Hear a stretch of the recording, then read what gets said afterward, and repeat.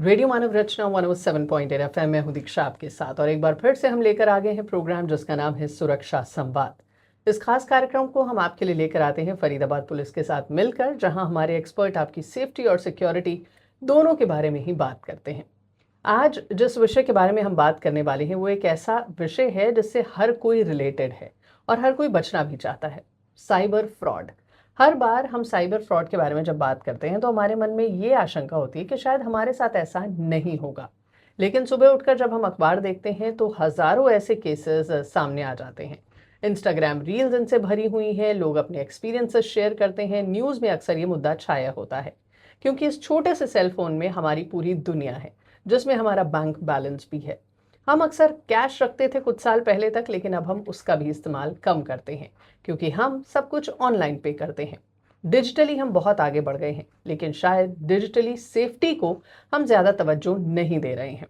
तो आज ऐसे ही विषय पर बात करने के लिए हमारे साथ स्टूडियो में मौजूद हैं इंस्पेक्टर बसंत चौहान जी, जो कि SHO हैं साइबर क्राइम सेंट्रल जोन में। फरीदाबाद पुलिस के साथ ये बहुत समय से जुड़े हुए हैं और जब साइबर पुलिस स्टेशन हुआ भी नहीं करते थे तब भी ये साइबर का कार्य संभाल रहे थे। बसंत जी, बहुत बहुत स्वागत है आपका। धन्यवाद दीक्षा मैडम आपका। और आज हम यहाँ साइबर क्राइम पे लोगों को जागरूक करने के लिए और उनकी जो समस्याएं हैं कैसे वो साइबर क्राइम का शिकार ना बने, इस पर हम डिस्कस करने के लिए यहाँ बैठे हैं और उम्मीद है कि इससे लोगों को बहुत फ़ायदा होगा। जी बसंत जी, हमने आपको देखा है, आप बहुत बड़े बड़े प्लेटफॉर्म्स पे स्टूडेंट्स को, यंगस्टर्स को, बुजुर्गों को, सबको बताते आए हैं कि साइबर फ्रॉड से कैसे बचना होता है। लेकिन आज मैं आपसे बहुत सिंपल सा सवाल सबसे पहले पूछना चाहती हूँ, क्योंकि हम साइबर क्राइम के बारे में बात करें, साइबर फ्रॉड के बारे में बात करें हैं, तो साइबर क्राइम बेसिकली क्या एग्जैक्टली कहलाया जाता है? देखिए मैम, साइबर क्राइम ऐसा क्राइम है, क्राइम का मतलब जो भी चीज़ हम लॉ के हिसाब से नहीं कर रहे हैं, लॉ के अगेंस्ट कर रहे हैं जी। लेकिन साइबर क्राइम के अंदर स्पेसिफिकली दो चीज़ का होना आवश्यक है। एक तो इंटरनेट का, एक किसी डिवाइस का। और सामने वाला जो व्यक्ति है उसको हम नहीं जानते हैं, वो अंधेरे में रहकर हमारे खाते को खाली करना चाहता है या सोशल मीडिया पर किसी भी प्रकार की कोई हमारे बारे में कोई वीडियो को वायरल करके या किसी भी प्रकार से हमारी मॉडेस्टी को आउटरेज करना चाहता है या हमारे किसी भी अकाउंट को हैक करना चाहता है और उसका हमारे खिलाफ इस्तेमाल करना चाहता है।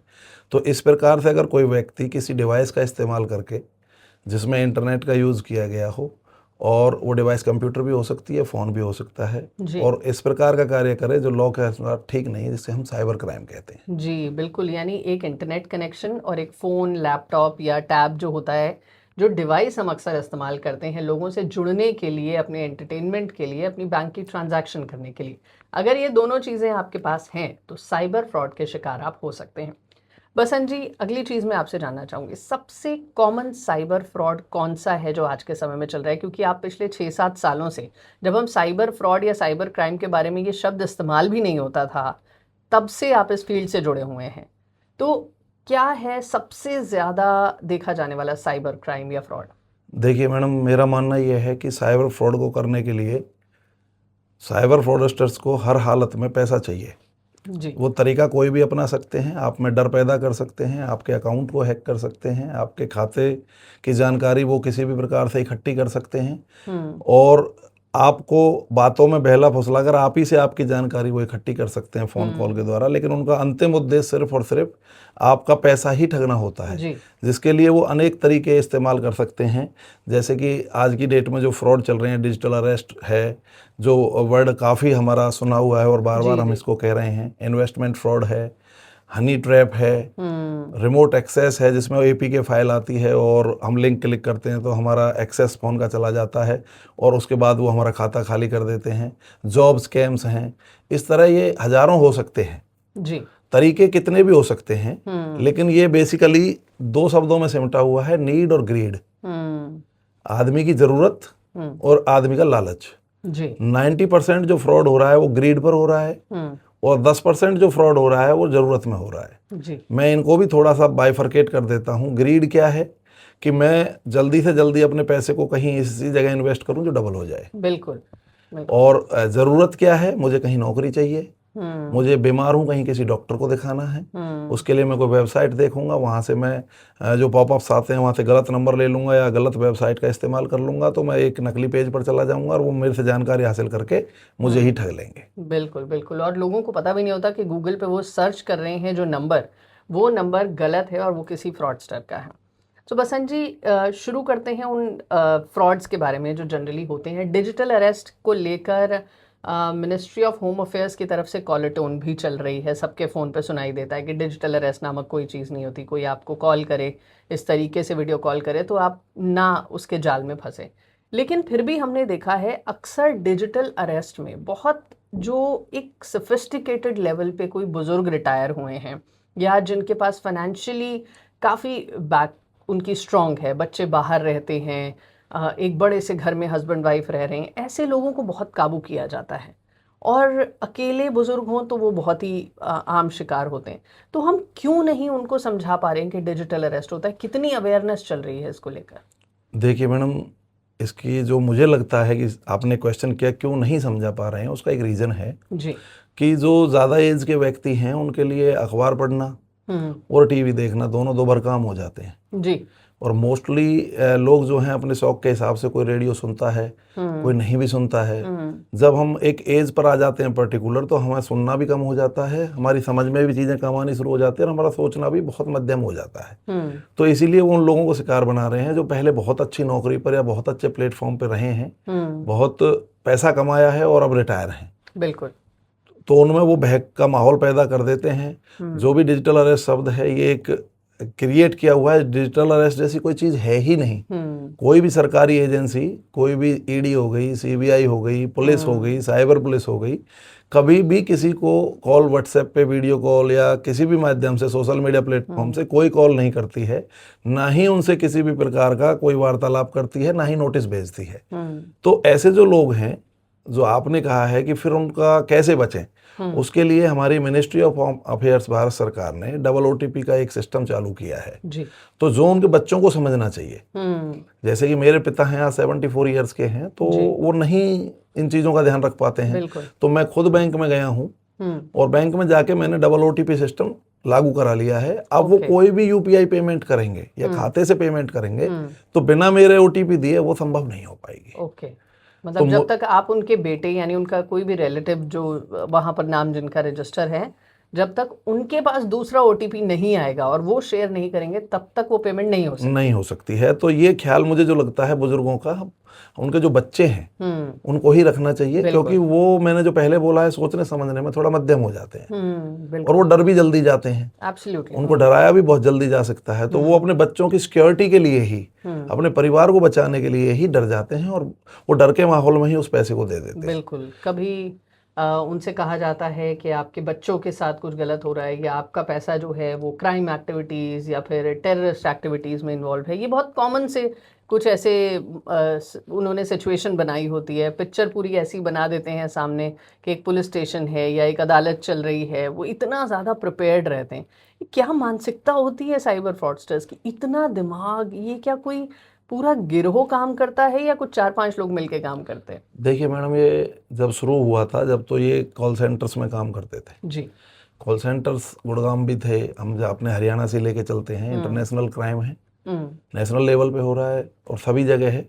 तो जब वो कॉल सेंटर्स में काम करते थे, तो जो ये हमारी जो अमेज़न जैसी या वेबसाइट्स हैं या फिर कमर्शियल वेबसाइट्स हैं जो सामान बेचते हैं, तो वहाँ पर ये लोग कॉलर का काम करते थे, प्रॉब्लम्स लेने का काम करते थे लोगों से कि भाई प्रोडक्ट लिया है कैसा नहीं है। आप पे भी जब आप सर्विस भी कराते हो तो वहाँ से कॉल आती है, फीडबैक के लिए। तो उन्होंने देखा कि किसी भी व्यक्ति को अगर कोई खराब माल भी मिल जाता है ना, तो उस पर कोई एक्शन नहीं होता है। हाँ। कोई व्यक्ति कोई शिकायत भी करता है तो उसको चेंज भी ना करे तो भी वो पड़ा रहता है और लोग कहते रहते हैं। तो इनको पहला जो मोटिवेशन मिला ना, उनको इन कॉल सेंटर्स से मिला।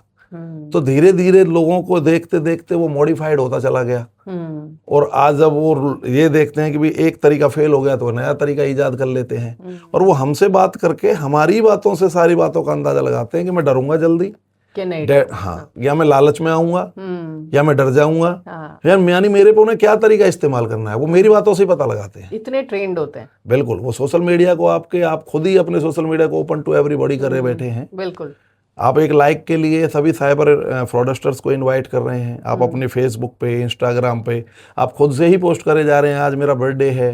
आप खुद से ही पोस्ट करे जा रहे हैं, मुझे ये ब्रांड पसंद है। आप खुद बता रहे हैं अपनी सारी आदतों को, तो आपको रीड करते हैं सोशल मीडिया से। कहाँ पर जा रहा हूँ, लाइव चेक इन होते हैं, तो आप जब अपनी लोकेशन ही डिस्क्लोज कर रहे हैं। यस, तो आपकी आदतें, आपकी सोच सब वो पकड़ लेते हैं। वैसे भी एआई का जमाना, फोन सब कुछ सुन रहा है। बिल्कुल बिल्कुल। तो वो सारी चीज़ों को पता करके ही आपके बारे में पता करके आपको बात करते हैं, और आपको जो चीज़ चाहिए वो नकली प्रोवाइड करा देते हैं। जी जी, बातों ही बातों में आपने कहा एआई का ज़माना है, फ़ोन सब कुछ सुन रहा है, और ये हमने सुना भी है कि फ़ोन आपका अगर इंटरनेट ऑन है, फ़ोन ऑन है, तो वो सब कुछ सुन रहा है। क्या इंटरनेट ऑफ करके भी आपके फ़ोन में आपकी बातें या आपकी जो इंफॉर्मेशन आप एक दूसरे के साथ शेयर करें वो जाती रहती है? देखिए, आप कोई भी, जब फेसबुक है या आप इंस्टाग्राम है, आप 10-5 सेकंड से ज़्यादा किसी भी चीज़ को देखते हैं या उसको स्क्रॉल करके रोक देते हैं, तो वही चीज़ बार बार आपके माइंड को पढ़ के आती रहती है। वो एल्गोरिथम आ रहा है, वो उसको आपको रीड कर रहा है। तो जेमिनी है आपका, जितने भी आ रहे हैं, चैट जीपीटी है, या और भी जो एआई अपना क्रिएटेड है सभी का। जी जी। तो आप फोन का भी अपना है, एप्पल ने अपना बनाया हुआ है। तो जिस तरह से आप उसको ऑफ कर देंगे तो निश्चित सी बात है कि वो आपको ट्रैक नहीं करेगा। प्रत्येक एप्लीकेशन जब आप डाउनलोड करते हैं तो पूछती है ask app not to track. हाँ बिल्कुल। बहुत सारे लोग ध्यान नहीं देते उसको नॉट टू ट्रैक पे ओके कर देते हैं। तो आपको यहाँ ध्यान रखना पड़ेगा, लोकेशन हमेशा ऑन रहती है। हाँ, आप इन चीज़ों को बंद रखें। दूसरा, आपको जो एप्लीकेशंस नहीं चाहिए, आप गूगल पे भी जाके देख सकते हैं, इन्हीं से ही पूछ सकते हैं कौन कौन सी एप्लीकेशंस हमारा डाटा बैकग्राउंड में चोरी कर रही हैं, तो उनको फ़ोन में किस लिए रखना है।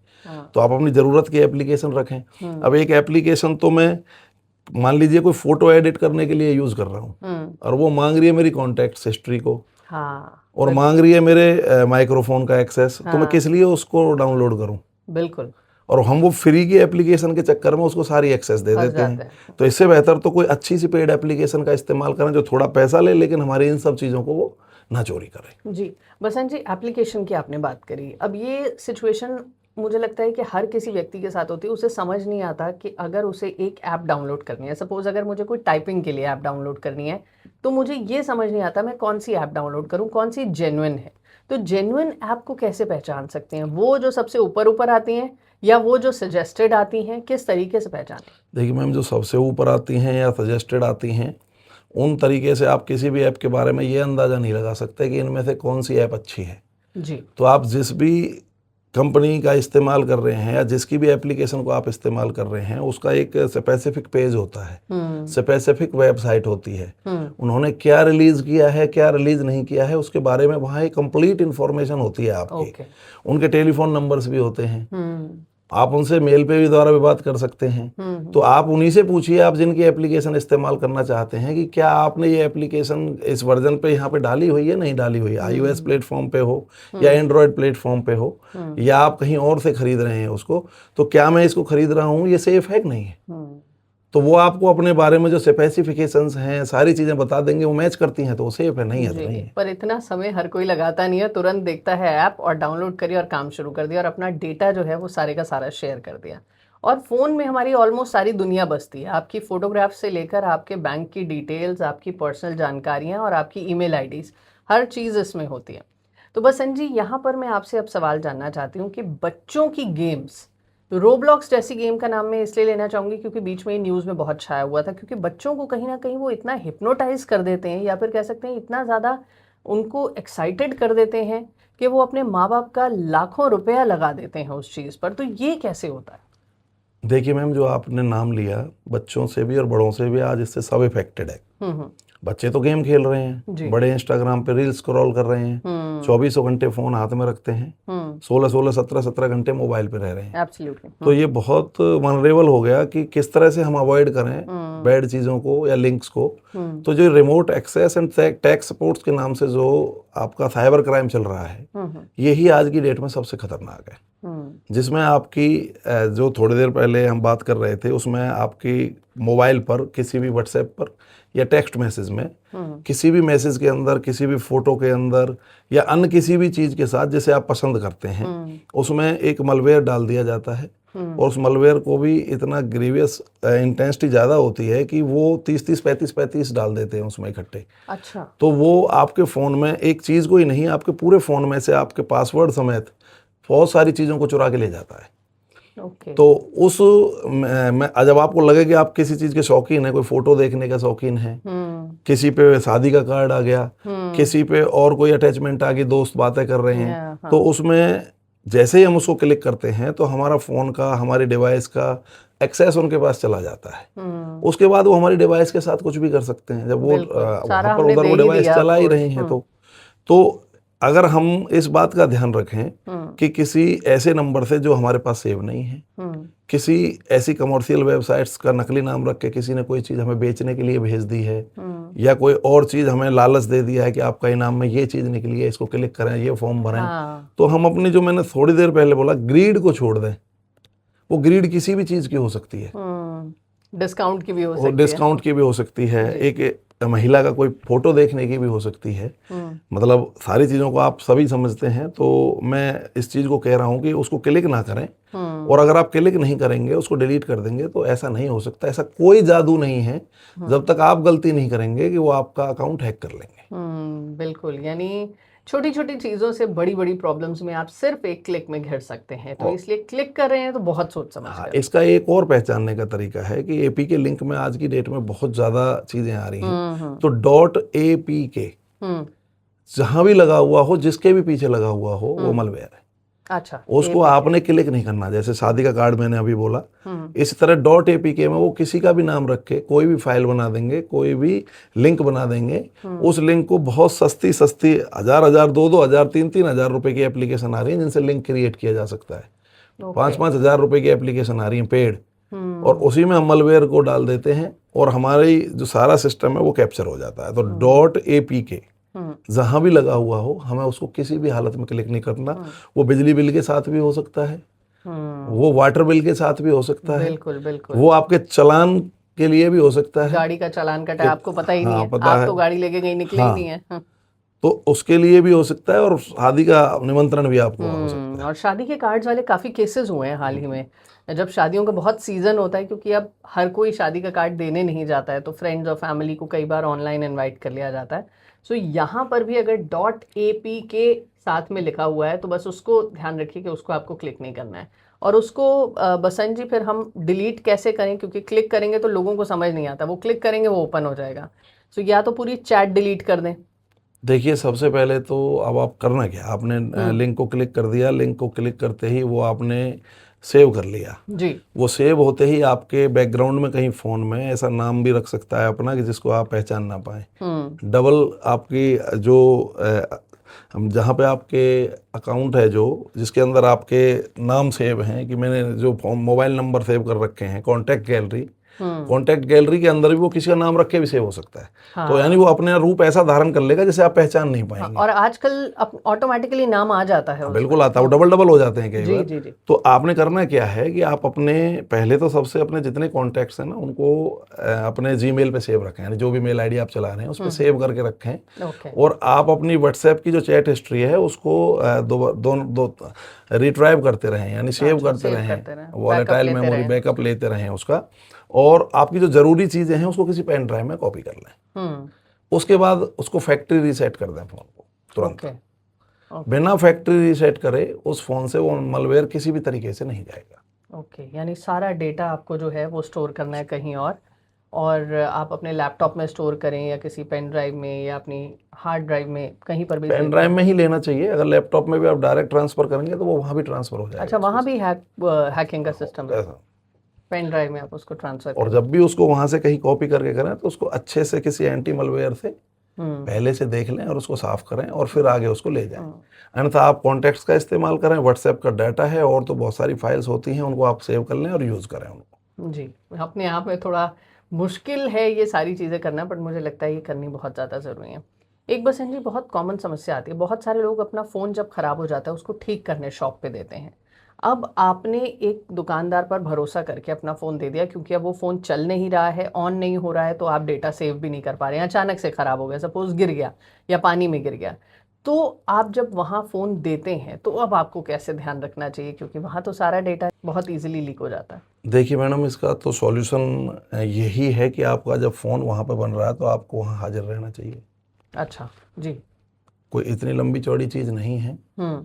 कि उसको बनाने में उनको कई दिन लगते हैं या कोई समस्या खड़ी होती है। हम्म। तो आप ये देखें कि आपका जो भी मोबाइल फ़ोन है हम्म।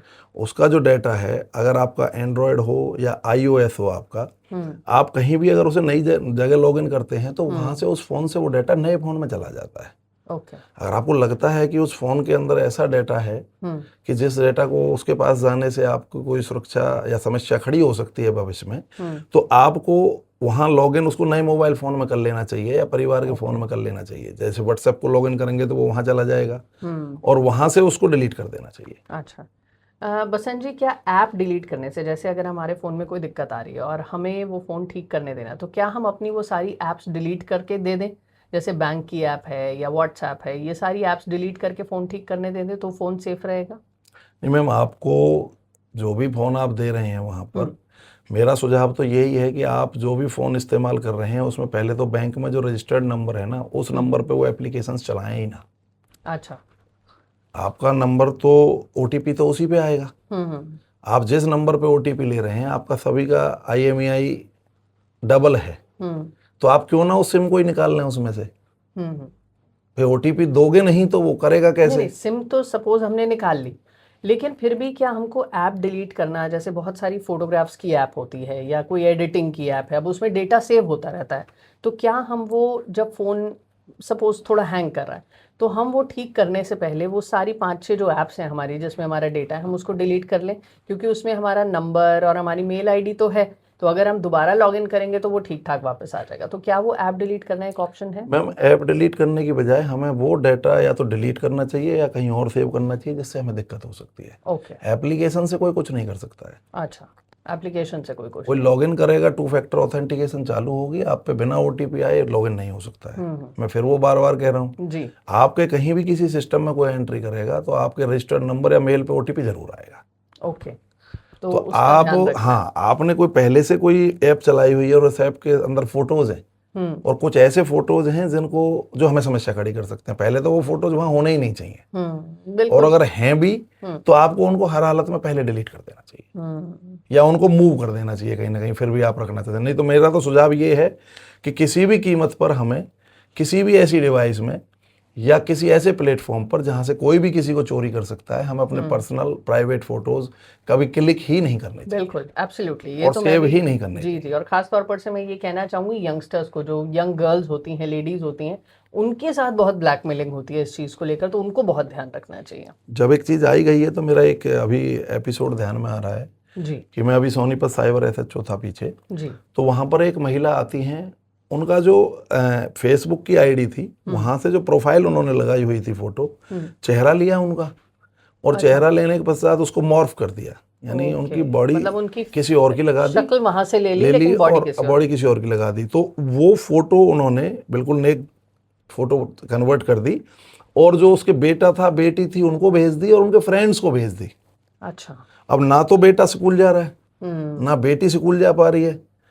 वो दिक्कत क्या आ रहा है कि अब अपनी माँ उनको समझा नहीं पा रही है कि बेटा ये मेरी नहीं है। हाँ, वो घर अपने में ही बच्चों एक को ही, डिप्रेशन का हाँ, माहौल वो अपने होगा। बच्चों को ही नहीं समझा पा रही है कि ये फोटोज मेरी नहीं है। फिर हमने उन सभी को बुलाया, उन सबको बताया, समझाया, जैसे वो होता है उनके सामने करके दिखाया कि ऐसा भी होता है, तब जाके उनकी वो बात समझ में आई। लेकिन फिर भी समस्या तो है ना। बिल्कुल। तो अब जो सोशल मीडिया पे हम थोड़े से लाइक्स के लिए, बर्थडे विशेस के लिए हम अपनी प्रोफाइल को लॉक नहीं करते हैं और फोटो को पब्लिक कर देते हैं और हम उस पे ना करके हम उसको प्राइवेसी और सेटिंग्स में जाएं, अपनी डेट ऑफ बर्थ, अपना प्रोफाइल पिक्चर, अपना फोटो, अपना फ़ोन नंबर, अपनी मेल आईडी, जिनका इस्तेमाल साइबर फ्रॉडस्टर्स फ्रॉड करने के लिए करते हैं और यही डाटा पब्लिक डोमेन में चला जाता है, तो इन सबको हम हाइड करें। तो हम सोशल मीडिया पर भी और फाइनेंशियली भी दो ही तरह से फ्रॉड होता है, तो हम दोनों तरह से सेफ हो जाएंगे।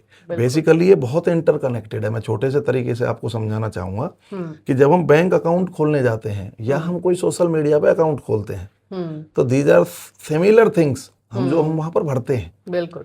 आप जब अकाउंट खोलते हैं तो नाम, पता, address, contact number, Gmail ID, date of birth, Aadhaar card number, PAN card number, और फिर एक ऑल्टरनेट नंबर, और फिर एक गारंटर और उसका फ़ोन नंबर, फिर उसका सारा डाटा।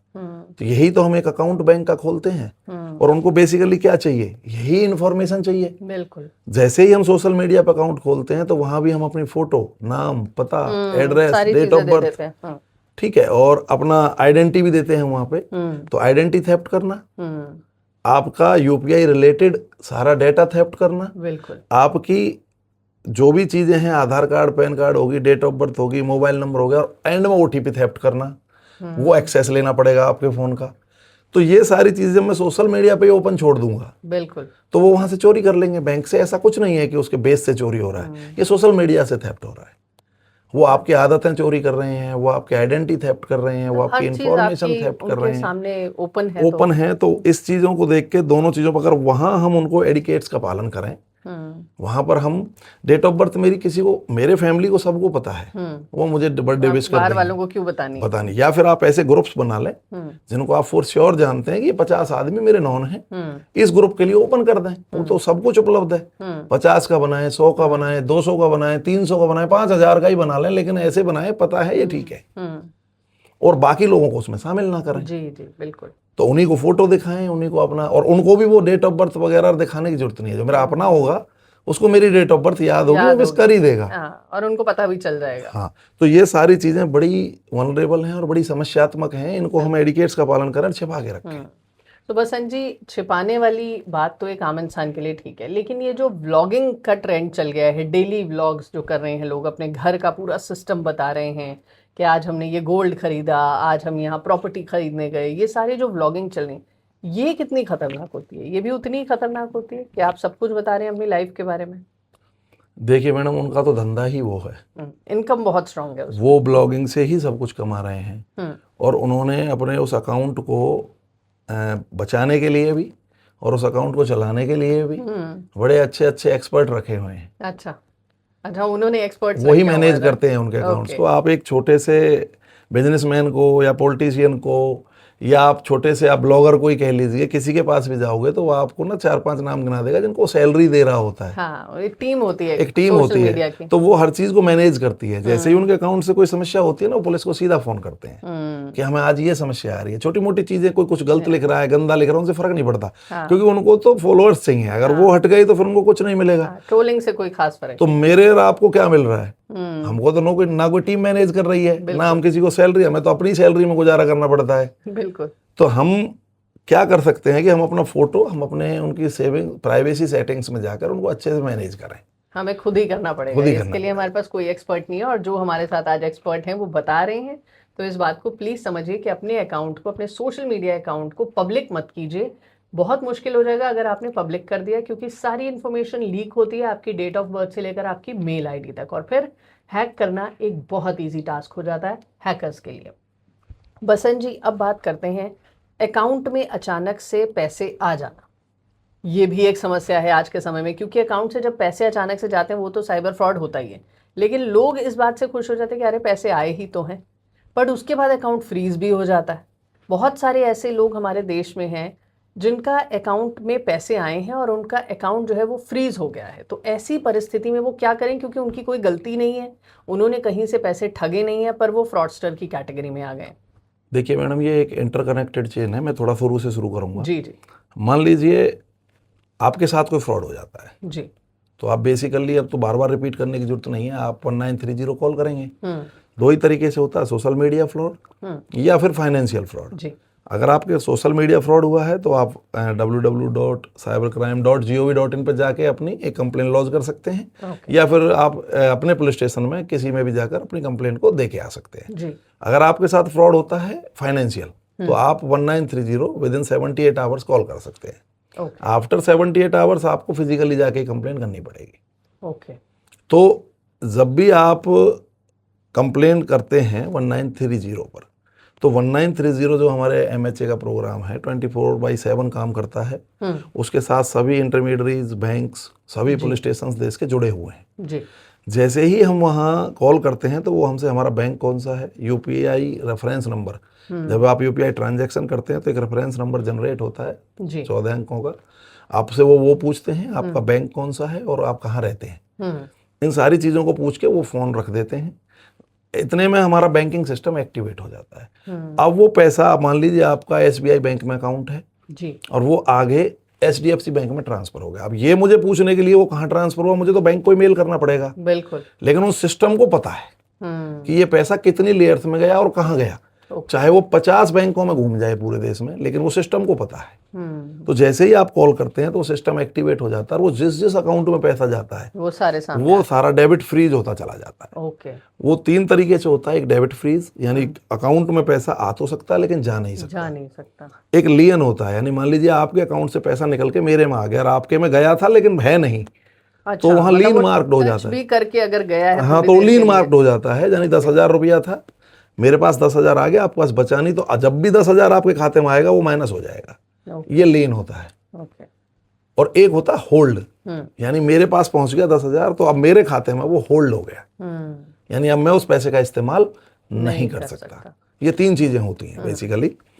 तो अब आपसे शिकायत करता, मान लीजिए मैं एक ऐसा व्यक्ति हूं जिसके कुछ लेना देना नहीं साइबर फ्रॉड से, मैं किसी संस्था में काम करता हूं, उसने मुझे सैलरी दी और वो पैसा घूम घाम के उस संस्था के अकाउंट से और मेरे अकाउंट तक आ जाता है और मेरा भी अकाउंट बंद हो जाता है।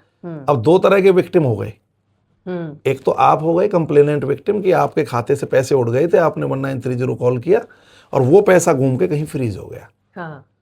एक विक्टिम वो हो गया जिसने कुछ किया नहीं, किसी ने किसी सर्विस ली या दी, होटल से खाना खाया, क्यूआर कोड स्कैन किया, पैसा दिया, वहां से आ रहा था, वो घूम के पूरे इंडिया में अकाउंट्स में और वहां पहुंच गया। तो वो भी सभी विक्टिम्स हो गए जो साइबर फ्रॉडस्टर्स नहीं है, उनके खाते बंद हो गए।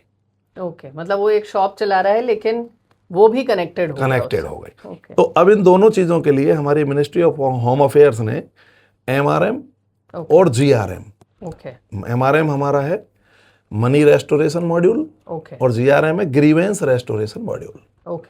तो जैसे कि आप शिकायत कर रहे हैं और आपका पैसा कहीं फ्रीज हो गया और आपको अब वो वापस लेना है। अब तक तो हमारे कितना भी पैसा गया हो, चाहे 2 रुपया हो, 10 रुपया हो, 10,000 हो, 10 करोड़ हो, उसके लिए कोर्ट जाना होता था, कोर्ट से ऑर्डर लेने होते थे, वो ऑर्डर हमें देने होते थे, हम उनको कंसर्न नोडल को भेजते थे, फिर वो बैंक को भेजते थे, तब वो पैसा कहीं 6-8 महीने साल भर में प्रोसेस में आके वापस आता था। आया नहीं आया। अच्छा, नहीं भी आता था, ऐसा भी होता था। रीजन क्या है कि एक अकाउंट पे बहुत सारे लोगों का पैसा गया हुआ होता है, कई स्टेट से उस पे लीन और होल्ड मार्क होता है। हाँ, तो वो पूरा प्रोसेस ही अपने आप में बहुत कॉम्प्लेक्स तो जब हमारा पैसा हमारा है कि नहीं है, ये तय तो बैंक करेगा। और अगर एक पैसा किसी का है, मान लीजिए किसी का 10 लाख आया और बचा 2 लाख है और किसी का 2 लाख ही है, तो अब उसको वो 2 लाख देना तो 10 लाख वाले से एनओसी लेनी पड़ेगी। अच्छा। अब वो स्टेट एनओसी देती नहीं है तो उसका 2 लाख भी रिलीज नहीं होता है, इसलिए वो नहीं आता है। तो इन सारी समस्याओं का समाधान करने के लिए जीआरएम और एमआरएम को चलाया गया जी। तो मनी रेस्टोरेशन मॉड्यूल क्या है कि 50,000 तक अगर आपका पैसा फ्रीज है तो आपको किसी कोर्ट ऑर्डर की जरूरत नहीं है। उसके लिए पुलिस को ही एम्पावर कर दिया गया है और जो हमारा पोर्टल चलता है एनसीआरपी, उस पोर्टल के ऊपर ही एक जीआरएम और एमआरएम के नाम से ओपन होता है। उसके अंदर हम क्लिक करते हैं तो वहां पर जो कंप्लेंट आई हुई होती है कि भाई मेरा पैसा, आदमी खुद उस पोर्टल पे जाके कंप्लेन कर सकता है और बैंक के थ्रू भी कर सकता है। अच्छा, दोनों तरीके से कर सकता है। तो जो वो कंप्लेंट होती है तो उसमें टेक एक्शन हम करते हैं। वहीं से उनसे 2 चीजें होती हैं कि जो व्यक्ति होता है वो, उसकी एक इंडेमिनिटी होती है, शपथ पत्र, उसको भरवाते हैं, उसको नोटराइज कराना होता है, उसको नोटराइज करा के वो हमें वापस देता है। बाकी एक हमारी इंडेमिनिटी जाती है, हम दोनों को सबमिट करके बैंक को भेज देते हैं। बैंक को कोई आपत्ति होती है तो वो वापस हमें भेजता है, हम पूरा करके भेज देते हैं और उसका पैसा आ जाता है। आने की गारंटी इसलिए हो जाती है इसमें क्योंकि वहां ऑलरेडी पोर्टल पे ये दिख रहा होता है कि इस खाते में पैसा है या नहीं है और कितना पैसा इस खाते में है और कितना रिलीज किया जा सकता है। तो वो आसानी से मिल जाता है। तो सब चीज वहीं दिखाई दे रही है। अब हमें बैंक ढूंढने की जरूरत नहीं है, हमें नोडल को भेजने की जरूरत नहीं है, हमें सब कुछ पोर्टल पे दिखाई दे रहा है जी। तो मोर देन 50,000 ट्रांसपेरेंसी बहुत अच्छी ट्रांसपेरेंसी, हाँ, मोर देन 50,000 के लिए आपको फिर से कोर्ट जाना होगा और कोर्ट से वो सिमिलर ऑर्डर कराने होंगे और आपकी indemnity court order plus police की इंडेमनिटी, वो तीनों जाएंगे तो ही वो पैसा वापस आएगा। जी, यानी अब प्रोसेस थोड़ा सिंपल है कि आप जो है एक पुलिस विभाग ही इस चीज़ को अलाउ कर सकता है। बिल्कुल, अब तक तो सभी लोगों को कॉम्प्लेक्स हुआ पड़ा था, वो पता ही नहीं था क्या करना है और कहाँ जाना है इसके लिए, वो ये घूम रहा था घूम रहा था। तो वो चीज़ें आ गई हैं। अब इसको आप यूट्यूब पर जाएंगे या गूगल पे भी लिखेंगे, क्योंकि बैंक्स में लोग जा रहे हैं तो बैंक मैनेजर उनको अभी भी पुलिस स्टेशन भेजे दे रहे हैं। अच्छा। लेकिन उनको वो अगर यूट्यूब पे खोल के दिखाएं कि MRM है और आप इसको सुनिए ये क्या कह रहा है और क्या MHA ने इसको जारी किया, तो वो सुनेंगे। ओके। अब एक दूसरा मैंने आपको बताया ग्रीवेंस रेड्रेसल मॉड्यूल, वो क्या है कि आपका खाता बंद हो गया और आपने कुछ नहीं किया, कोई पैसा किसी पड़ोसी से लिया या तनख्वाह ली, तो आपने करना क्या है, आपने सिंपल, चाहे आप हरियाणा के रहने वाले हैं, चाहे आप केरल के, चाहे कर्नाटक के, आपका जिस बैंक में खाता है उसी बैंक मैनेजर को जाके कंप्लेंट देनी है कि भाई मैंने ये पैसा वहां से लिया था और इस पैसे की वजह से मेरा खाता बंद हो गया है, मैं साइबर फ्रॉडस्टर नहीं हूँ, कृपया मेरे खाते को खोला जाए या खुलवाया जाए। वो बैंक मैनेजर की रिस्पॉन्सिबिलिटी तय कर दी गई है कि वो ही उसको वेरीफाई करेगा अब जी कि ये व्यक्ति जो कह रहा है वो सच है कि नहीं है, ओके। कि ये म्यूल अकाउंट है, म्यूल मनी तो नहीं आ रहा है, और उस पूरे प्रोसेस को देखकर वो हमें एक मेल डालेगा कि ये व्यक्ति ठीक है, ये साइबर फ्रॉडस्टर नहीं है, इसके खाते को खोल दिया जाए। उसको 7 दिन मिलेंगे बस उसके लिए। अच्छा, वो एक विंडो निश्चित 7 दिन में, हाँ, उसको करना ही पड़ेगा। अच्छा। नहीं तो उसकी रिस्पॉन्सिबिलिटी फिक्स हो जाएगी। अच्छा। तो उसके बाद पुलिस को 15 दिन मिलेंगे। मेरे पास एक रिक्वेस्ट उसी पोर्टल पे आती है, मैं उस रिक्वेस्ट को टेक ऑन करूंगा। अगर मुझे लगता है कि वीडियो कॉन्फ्रेंस की ज़रूरत है तो मैं एक मेल बैंक को वापस करूंगा, वीडियो कॉन्फ्रेंस के लिए बोलूंगा, वो व्यक्ति को टाइम और डेट बताऊंगा मैनेजर को, वो उस व्यक्ति को बुला के हमसे वीडियो कॉन्फ्रेंस पे बात कराएगा। हमें जो क्वेश्चन पूछने होंगे मैं पूछ लूंगा और उनको PDF की फॉर्म में वो वापस वो साइन करके हमें आंसर्स को भेज भी देंगे। उसको मैं फाइल पे लगा लूंगा। अगर मैं सेटिस्फाइड हूँ तो मैं उसको NOC प्रदान कर दूंगा, उसका खाता खुल जाएगा। If I am not satisfied मैं रिजेक्ट कर दूंगा। रिजेक्ट होते ही उसको 7 दिन और मिलेंगे, 22 दिन हो गए, 1 महीने भर की प्रोसेस है कि वो उसमें अपील कर सकता है। अच्छा। और उस अपील को फिर टेक अप करेगा नोडल ऑफिसर, जो कि DSP या हमारा ACP होता है, और फिर वही प्रोसेस चालू होगी। तो एक बहुत सिंपल फॉर्म में है, सिर्फ बैंक के आपको मैनेजर को जाकर एक कंप्लेंट रेज करनी है, फिर उसके बाद कुछ नहीं करना। यानी SHO लेवल पर ये सारी चीजें हो जाएंगी। ये तो एक बहुत अच्छी चीज है कि आपको ACP या DSP या इनके पास जाने की जरूरत नहीं है, क्योंकि अगर आप एक थाना इंचार्ज हैं और आपके पास ये पावर आ जाती है तो एक आम इंसान की दिक्कतें काफ़ी हद तक सॉल्व हो जाती हैं, इसमें उनको बार बार चक्कर नहीं लगाने पड़ेंगे। यहाँ पर सर बहुत सारी बातें हमने बताई हैं और मुझे लगता है कि इतनी सारी बातों को अगर आप ध्यान से सुनेंगे तो आप काफ़ी हद तक अपने आप को साइबर सेफ्टी में महारत हासिल कर लेंगे। ये आप ज़रूर चीज़ को समझ सकते हैं, आपका अकाउंट सेफ हो जाएगा, आप साइबर फ्रॉड से बच सकते हैं। तो चलते चलते बसंत जी कोई ख़ास एडवाइस देना चाहेंगे? देखिए, बहुत सारी चीज़ें हैं, हम बार बार कहते हैं OTP शेयर ना करें, लिंक क्लिक ना करें। मैं आपको एक ऐसी बात बताना चाहता हूँ जिससे आप रियली में अपने आप को सेव कर सकते हैं फाइनेंशियल फ्रॉड से। जी। आप बहुत सारे लोग जो हैं, हम फ़ोन पे, पेटीएम, थर्ड पार्टी एप्लीकेशंस का पेमेंट, UPI ट्रांजैक्शन करने के लिए कर रहे हैं। तो मेरी सलाह आपको ये है कि आप बैंक की ही जो आपकी एप्लीकेशंस है, जैसे SBI सिक्योरिटीज है, HDFC की है, जिस भी बैंक में आपका खाता उसको इस्तेमाल करें। वहाँ 3 लेयर सिक्योरिटी होती है और उनसे ज़्यादा सुविधाएं वो आपको प्रदान करते हैं। तो उसमें आप फ़ायदा क्या है कि उस एप्लीकेशन के अंदर जाके आप अपनी ट्रांजैक्शन की जो यूसेज है ना, उसको मिनिमाइज कर सकते हैं। कैसे कर सकते हैं कि आप ATM का इस्तेमाल कर रहे हैं, पॉइंट ऑफ सेल मशीन पे जा रहे हैं, या आप क्रेडिट कार्ड का इस्तेमाल कर रहे हैं उसी बैंक का, या फिर आप अपने ATM कार्ड का इस्तेमाल कर रहे हैं, तो आप या आप UPI ट्रांजैक्शन कर रहे हैं, तो आप उसमें यूसेज मैनेज नाम का है, सेटिंग्स में जाएंगे तो उसमें आपको ये सारी ऑप्शन दिखेंगी, तो वहां जाके सबको 0 कर दीजिए। अच्छा। जैसे ही आप उनको 0 करेंगे तो आप कोई भी ट्रांजैक्शन नहीं कर पाएगा, ना तो फ्रॉडस्टर कर पाएगा आपके खाते से, ना आप खुद कर पाएंगे। मतलब वो कुछ हद तक ब्लॉक हो जाएगा। कुछ हद तक नहीं, वो कंप्लीटली ब्लॉक होगा। लेकिन आपको मान लीजिए खुद कुछ करना है तो आप फिर से उसमें जाइए, और आपको 10,000 खर्च करने ATM से, तो ATM वाले पे जाइए और ATM की स्पेंड लिमिट को 10,000 कर दीजिए जी। तो आप उसी टाइम 10,000 यूज करिए और उसको फिर 0 कर दीजिए। अब आपका फोन क्लिक हो गया हो, आपका लिंक क्लिक हो गया हो, आपसे गलती हो गई हो, अगर आपकी ये सारी चीजें बंद है तो आपके खाते से कोई ट्रांजैक्शन नहीं हो। बिल्कुल, यानी शॉपिंग में जो डिस्काउंट मिलता है उन क्लिक्स पर बहुत ज़्यादा फोकस मत कीजिए, कहीं पर इन्वेस्टमेंट को लेकर बहुत ज़्यादा आप एक्साइटेड मत होइए कि आपको यहाँ पर अकाउंट खोलने में या शेयर मार्केट में इन्वेस्ट करने में डबल मुनाफा होगा। इस तरीके का जो लालच होता है वो हमेशा साइबर फ्रॉड की तरफ ही ले जाता है। बसंत चौहान जी, आप हमारे स्टूडियो में आए और आपने विस्तार से प्रैक्टिकली जो चीज़ें हो रही हैं वो हमारे दर्शकों को, हमारे श्रोताओं को बताई। इसके लिए बहुत बहुत शुक्रिया। दीक्षा जी, आपने हमें ये प्लेटफॉर्म दिया। हम तो खुद से ये चाहते हैं कि पब्लिक से किस तरह रूबरू हों, जी और आपका ये प्लेटफॉर्म मैं कई सालों से देख रहा हूँ, लगभग 7 सालों से तो मैं ही देख रहा हूँ जी जी कि लोगों को जागरूक करने में बहुत ज़्यादा बड़ा योगदान दे रहा है, और आप ये बहुत अच्छा कार्य करते हैं और करते रहें। जी बहुत ज़रूरी है। लोगों को यहाँ कोई नाका लगा कर तो हम साइबर फ्रॉडस्टर को रोक नहीं सकते हैं, जी तो अवेयर करके ही हम इस कार्य को कर सकते हैं, जिसमें आप हमारे लिए बहुत अच्छा साथ दे रहे हैं। धन्यवाद। बहुत उसके लिए बहुत धन्यवाद। तो अवेयरनेस ही सॉल्यूशन है साइबर फ्रॉड को रोकने का। सुरक्षा संवाद में आज बस इतना ही। मुझे यानी दीक्षा को दीजिए इजाजत और जुड़े रहिए रेडियो मानव रचना 107.8 FM के साथ। Feel good, feel live.